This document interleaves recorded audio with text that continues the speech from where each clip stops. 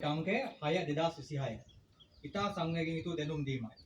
Major SEPBA Subasinghe නිලධාරී 63.015 මියගිය.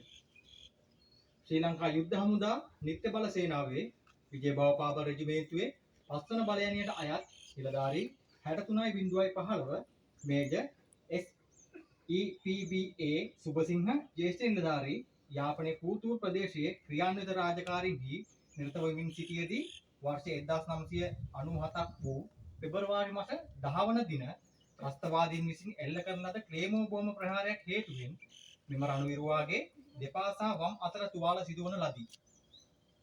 ඒ අනුව තුවාල ස්වභාවයේ හේතුවෙන් තත් ජ්‍යෙෂ්ඨ නිලධාරී වෛද්‍ය වර්ග කිරීම මත රෙජිමේන්තු මූලස්ථාන බැලෑනිය විජයබව පාවල් රෙජිමේන්තුව වෙත ඇතුළත් වන ලදී.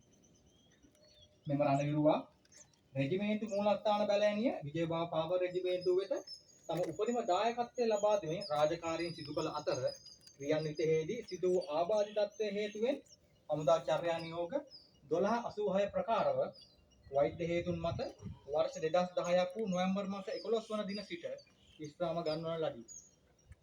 මෙම ජ්‍යෙෂ්ඨ නිලධාරී විශ්‍රාමිකව සිටියේදී අක්මාවේ ඇති වූ රෝගී තත්ත්වයක් හේතුවෙන් යුද්ධ හමුදා රෝහල් නාරාහෙන් පිට වෙත ඇතුළත් කර එහි නේවාසික ප්‍රතිකාර ලබමින් සිටියේදී වර්ෂ 2026ක් වූ අගෝස්තු මාස 4 වන දින 14 පැයට පමණ අප අතරින් සමුගත් අතර එම ජ්‍යෙෂ්ඨ නිලධාරීගේ අභාව පිළිබඳව විජයබව පාබර රෙජිමේන්තුවේ රෙජිමේන්තු අධිපතිතුමන් සහ පස්වන බලෑනිය විජයබව පාබර රෙජිමේන්තුවේ අනුදෙන නිලධාරී ඇතුළු සීලුම නිලයන්ගේ සාතිජ සංඝයේ මෙයින් ප්‍රකාශ කර සිටිමි.